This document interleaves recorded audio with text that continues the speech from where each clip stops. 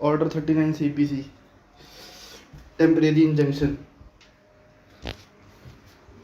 दो तरीके के इंजंक्शन होते हैं, टेम्परेरी और परमानेंट। परमानेंट इंजंक्शन जो है वो है स्पेसिफिक रिलीफ एक्ट का सब्जेक्ट मैटर, और टेम्परेरी इंजंक्शन है CPC का। तो होता क्या, इंजंक्शन होता है रोक लगाना। तुम कोर्ट में गए, तुमने कहा कि मुझे लगता है कि ये आदमी मुझे मेरे घर से बाहर निकाल देगा, तो आप इस पे सर डिक्री पास करो कि ये मुझे मेरे घर से कभी बाहर ना निकाले। अब जो डिक्री पास होगी वो होगी परमानेंट इंजंक्शन की, पर डिक्री पास होने में पूरा केस चलने में बहुत टाइम लग जाता है, कई साल लग जाते हैं। तो उस दौरान अगर बीच में उसे घर से निकाल दिया गया तो जो पूरा सूट है उसका तो पर्पस ही डिफीट हो जाएगा। सूट का पर्पस ये था कि उसके घर से बंदे को ना निकाला जाए। अगर during the pendency of the suit, जब तक डिक्री नहीं आती तब तक अगर उस दौरान उसे प्रॉपर्टी में से निकाल दिया तो पूरे सूट का ही पर्पस डिफीट हो जाएगा। तो इसलिए टेम्परेरी इंजंक्शन का कंसेप्ट पिक्चर में आता है कि during the pendency of the suit, अगर कोर्ट को प्राइमा फेसा ही लगता है कि प्लेंटिफ का जो केस है वो ठीक है, जायज़ केस है, और बैलेंस ऑफ कन्वीनियंस प्लेंटिफ के फेवर में है, मतलब प्लेंटिफ का पलड़ा भारी है, अगर देसी भाषा में समझे तो प्लेंटिफ का प्राइमा फेसा ही केस स्ट्रॉन्ग है, प्राइमा फेसा ही लगता है कि प्लेंटिफ जो बोल रहा है ठीक बोल रहा है, तो कोर्ट टेम्परेरी इंजंक्शन का ऑर्डर पास कर देगी। अब टेम्परेरी इंजंक्शन नाम से पता लग रहा है ये कुछ टाइम पीरियड के लिए होता है, 1 महीने, 2 महीने, 6 महीने, या फिर जब तक डिक्री नहीं आ रही। तो या तो जो टाइम कोर्ट ने बता दिया कि 6 महीने तक टेम्परेरी इंजंक्शन का जो ऑर्डर है वो फोर्स में रहेगा, या जब तक डिक्री नहीं आ रही।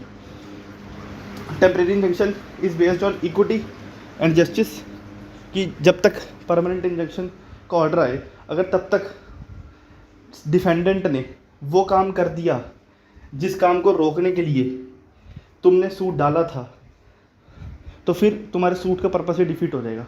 अब इंजंक्शन का मतलब सिर्फ ये नहीं होता कि किसी चीज़ को रोकने के लिए कोर्ट को कहना, कुछ करवाना किसी इंसान से, वो भी इंजंक्शन ही होता है। तो अगर तुम कुछ कोर्ट से रिक्वेस्ट करो कि सर इस बंदे को कहो कि ये वाला ये काम करे, ये बंदा ये वाला काम करे, तो वो होता है मैंडेटरी इंजंक्शन। किसी को कुछ करने के लिए कहना इज़ मैंडेटरी इंजंक्शन, और कुछ करने से रोकना इज़ प्रिवेंटिव इंजंक्शन। अब आते हैं रूल 1 पे। रूल 1 बताता है ऑर्डर 39 का कि टेम्परेरी इंजंक्शन कब दिया जा सकता है। तो अगर सूट में तुम्हारा सूट चल रहा है, तुमने कोर्ट में सूट डाल दिया, ठीक है, प्लेंट द्वारा, ऑर्डर फॉर रूल 1, तो प्लेंट द्वारा तुमने सूट इंस्टीट्यूट कर दिया। अब तुमने एफिडेविट द्वारा या अदरवाइज, जनरली एफिडेविट द्वारा ही होता है, एफिडेविट द्वारा तुमने प्रूव कर दिया कि पॉइंट ए, जो प्रॉपर्टी इन डिस्प्यूट है, जो डिस्प्यूटेड प्रॉपर्टी है, उस पर खतरा है।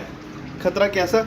उसे वेस्ट कर दिया जाएगा, डैमेज कर दिया जाएगा, या एलियनेट कर दिया जाएगा by any party to the suit, या उसे रॉन्गफुली बेच दिया जाएगा एग्जीक्यूशन ऑफ अ डिक्री में।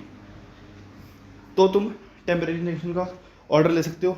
बी, डिफेंडेंट तुम्हें धमका रहा है या उसकी इंटेंशन है कि वो रिमूव कर देगा प्रॉपर्टी को या डिस्पोज ऑफ कर देगा प्रॉपर्टी को ताकि वो अपने क्रेडिटर्स को धोखा दे सके। सी, डिफेंडेंट धमकी दे रहा है, धमका रहा है कि वो डिस्पोजेस कर देगा प्लेंटिफ को या प्लेंटिफ को इंजरी पहुंचाएगा in relation to that property. तो इन 3 सिचुएशंस में कोर्ट टेम्परेरी इंजंक्शन का ऑर्डर दे सकती है। तो 3 सिचुएशन है जब कोर्ट टेम्परेरी इंजंक्शन का ऑर्डर दे सकती है, ठीक है।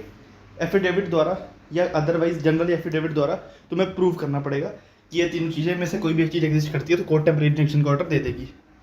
तो कोर्ट में ऑर्डर, तो इसमें लिखा था कोर्ट में बी, एक सेकेंड, हाँ, द कोर्ट में बाय ऑर्डर, या गलती से बी लिखा है, द कोर्ट में by order grant a temporary injunction to restrain such act और to make such order for the purpose of staying and preventing the wasting.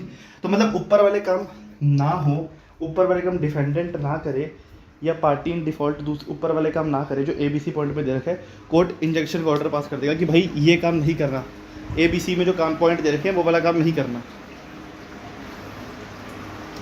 Until the disposal of the suit, जो ऊपर बताया था मैंने पहले, जब तक या तो सूट डिस्पोज ऑफ नहीं होता तब तक ये वाले काम नहीं करने, या जब तक कोर्ट ने कह रखा है कि भाई 2 महीने तक ये वाला काम नहीं करना, इस डेट तक ये काम नहीं करना।